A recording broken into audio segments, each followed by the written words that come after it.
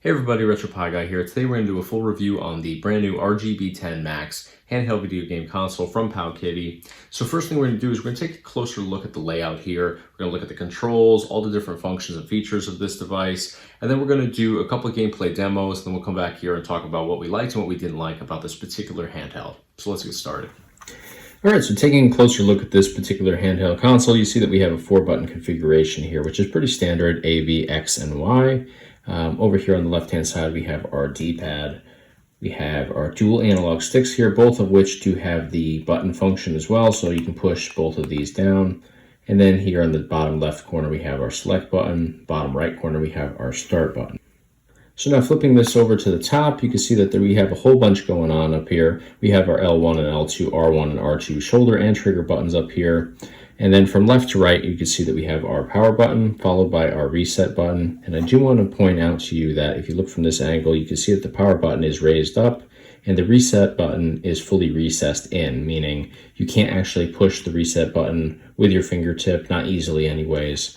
You probably need a pen tip or little screwdriver just to fully press that down if you want to reset your system, which I think is a really great upgrade, because previously it's been raised just like the power button is.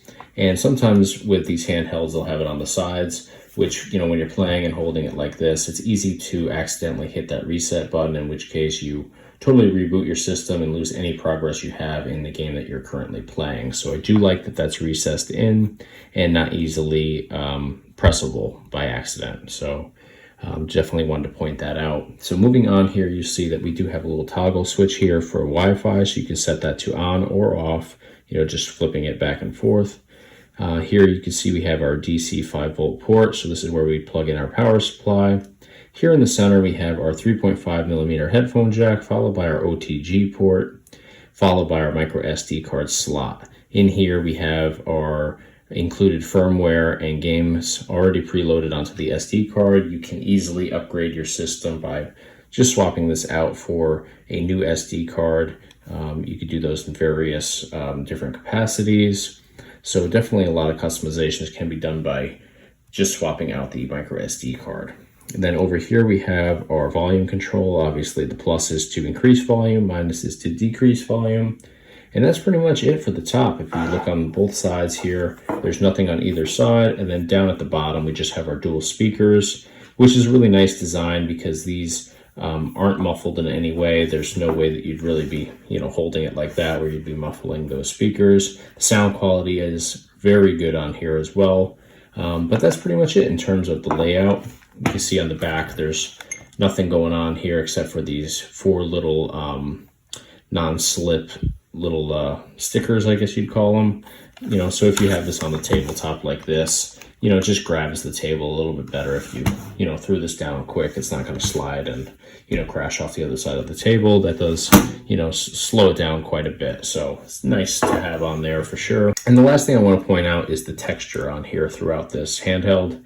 Everything is plastic, but it almost has like a rubbery sort of feel to it on the edges, which is nice. I think that it is definitely good to not have a super slick surface so it doesn't slip out of your hands. You know, there's no grips on the back like some of the Ambernick handhelds have, but with this material, it does really give you something to grip onto, and it definitely doesn't slide out of your hands. So another thing definitely worth mentioning. So I do want to jump into the software here and just kind of tour it real quick.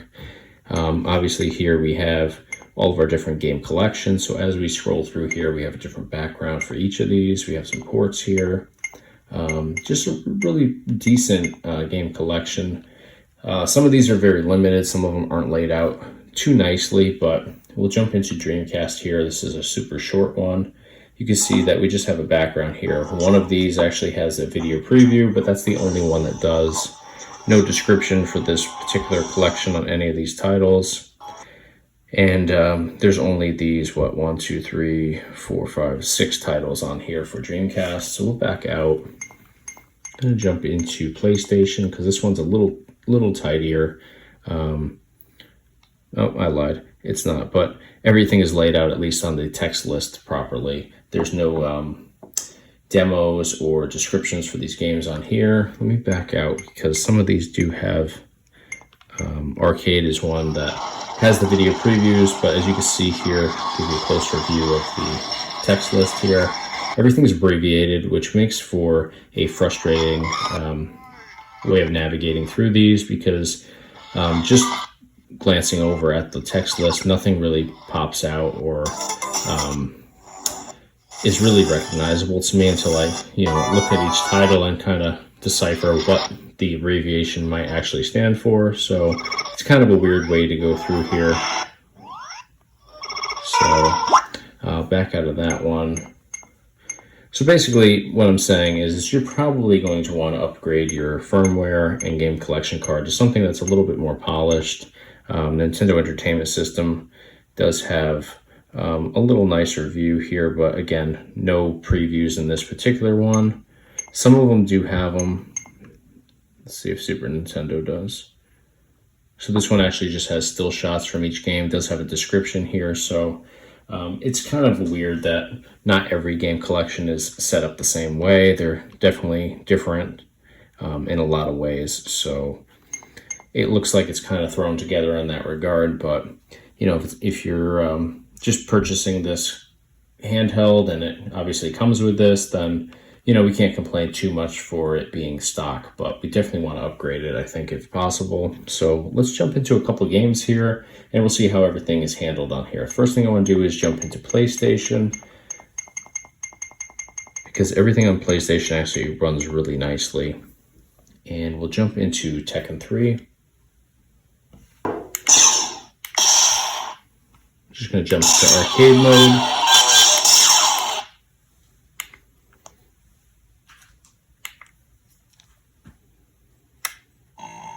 Round 1. Fight!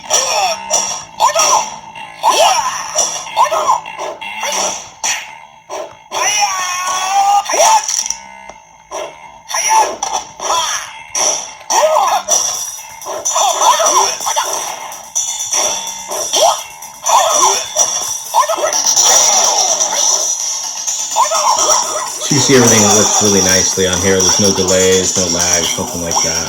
Picture's really nice. Audio is perfect. Round 2. Fight!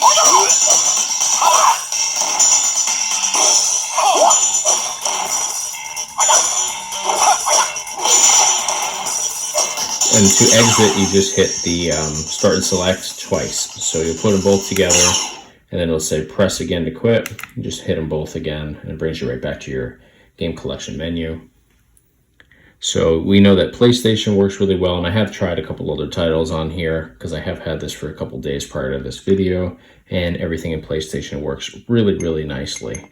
Let's jump into N64, because that's another challenging one.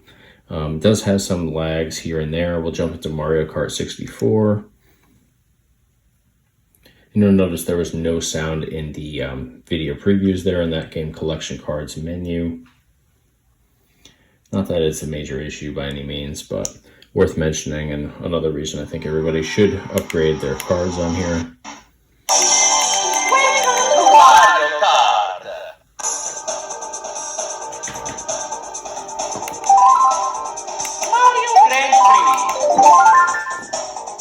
Select your plane.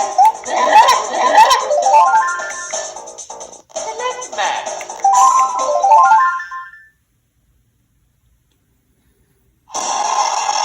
You can hear that the audio is a little rough just getting started. It does get better throughout the game though.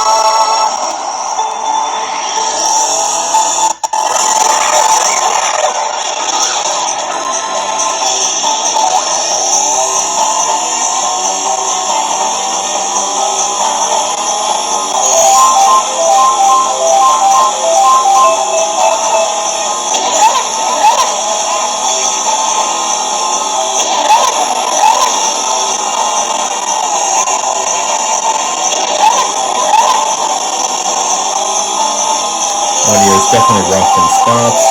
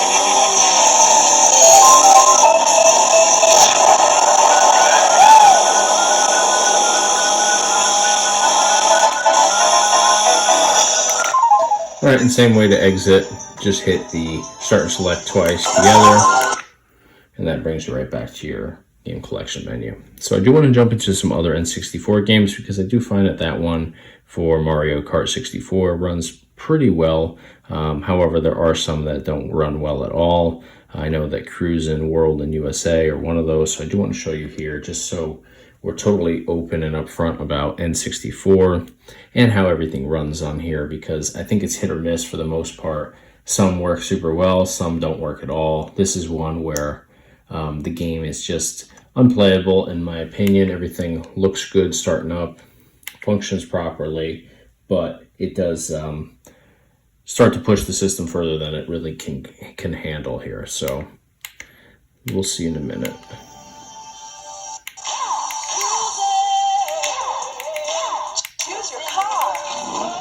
Just jumping in here real quick. I'm not worried about any actual selections. So this is where it starts glitching up, and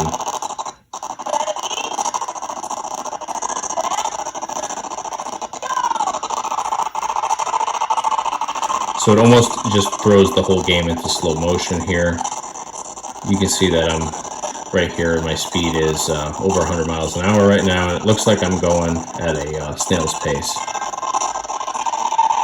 So there's like, now it's starting to speed up a little bit. It does get better as the game goes on, but it seems like the more action in each scene,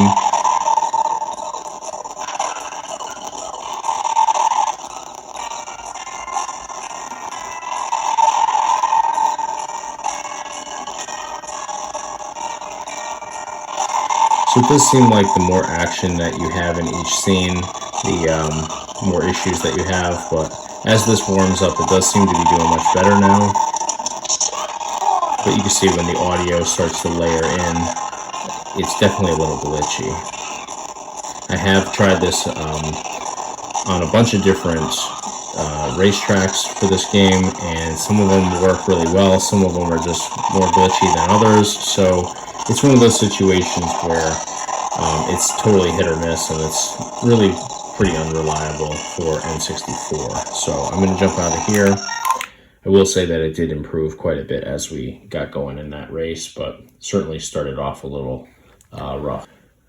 So I'm also going to jump into Super Mario Brothers just to show you, obviously, these older games. There's not much to them in terms of pushing our system, so they run pretty flawlessly on any handheld device. I expect no difference here. I think everything is going to run pretty perfectly. So this is Super Mario Brothers 3.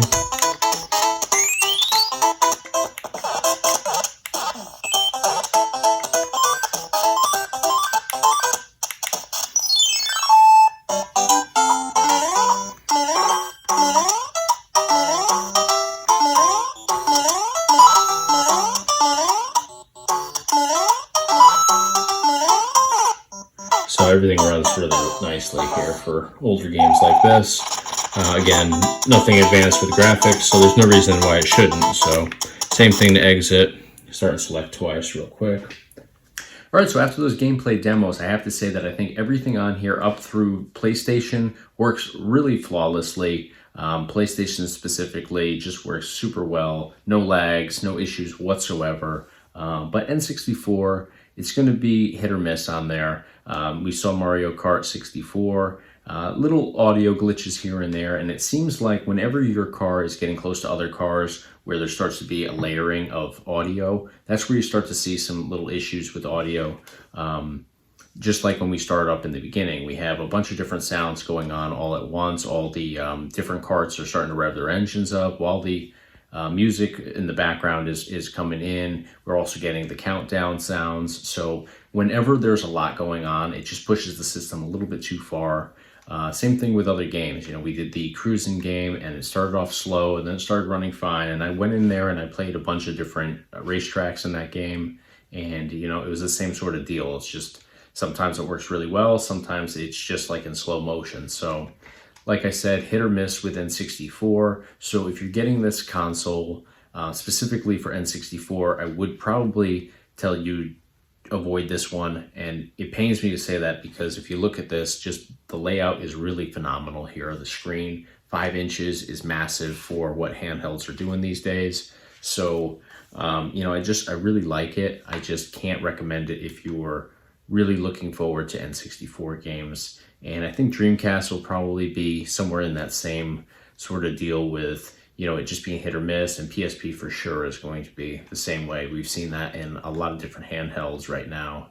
Everything is pretty much lining up for the most part, performance-wise, along the same lines. So that's pretty much going to be what I think in terms of, would I recommend this? It's just going to have to depend on what collection you're most excited about. If it's that N64, Dreamcast, and PSP, then definitely give it some thought, because you might be disappointed with those collections. But all your older stuff, arcade, Nintendo Entertainment System, Sega Genesis, all that early 90s all the way up to through PlayStation is going to be pretty flawless on here. So in terms of the quality here, I got to say that the screen, phenomenal. The audio, aside from on N64, which we saw some issues with, which isn't the actual speaker's fault, that's just an emulation issue.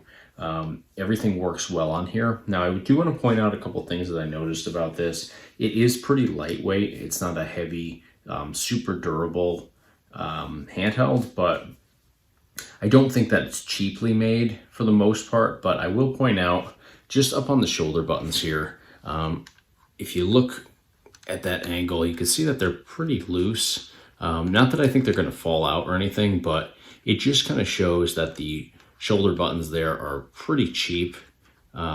Just flicking that and it's popping in and out.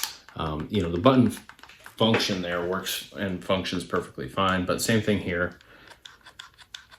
Just something that I've noticed, and it just, as it does that, you can just see that it's really cheap plastic there. So do I see some potential issues there in it being on the edge? Yeah, because if you drop this, you got a 50-50 shot of it either hitting, down here in the corners or up here. If it hits up here, I think you could definitely have some issues with those shoulder buttons. I don't know, the extent of replacing those, whether it's possible or, if it is possible, what it entails. So it is something I want to mention, because I just happen to notice those, and you can just see that it is really thin piece of plastic up there. The buttons themselves, they're not the greatest quality buttons that I've ever seen on a handheld. They really aren't. Ambernix buttons are much better in my opinion. So now another thing I'll mention is the D-pad is kind of cheaply made as well. It's not that it's going to be necessarily problematic for you, but it does look to be a little bit cheap. The buttons and D-pad here are just not on the same level as Ambernix products, in my opinion. The analog sticks, however, do work really nicely. They function well. They seem to be on there really well. They don't seem like they're a cheap material. They do have this little grip on top. Like, these are caps here that, just make it easier to grip onto. I really do like them a lot. So, it's just, some of the parts on here do seem to be, on the cheaper side. So it's worth mentioning. Take that into consideration. I don't think that they're going to break down, but you just have to be super careful with it. So that's really all I have to say. If I had to compare this to something, I have to compare it to Ambernix products. And while Ambernix currently does not have anything with the same screen size, the quality is better on those. I just think that everything about them is a little bit higher quality than what PowKiddy puts out. But other than that, like, the performance on here is right in line with where everything should be for a handheld. So I have nothing negative to say in that regard. It's really just going to come down to N64 and on being, a little touch and go with the emulation. And then, of course, just the, specifically the shoulder buttons. I don't think that the buttons here, your ABXY buttons are really poorly made. They're just, a little bit lower quality plastic, but the shoulder buttons I could definitely see there being some issues with. They just have a little bit too much play in there. And if they have this much play on, just a couple days in, it makes you wonder where they're going to be, a year from now. So that's pretty much it for today. I just wanted to, jump in here, show you around this particular handheld, demo it a little bit for you, and talk about what I liked and what I didn't like. So that's going to do it for today. If you found this video helpful, definitely hit the like button for me. Be sure to subscribe to our YouTube channel. We do a whole bunch of product reviews like this one, tutorials, gameplay demos, just a lot of great stuff based around retro gaming.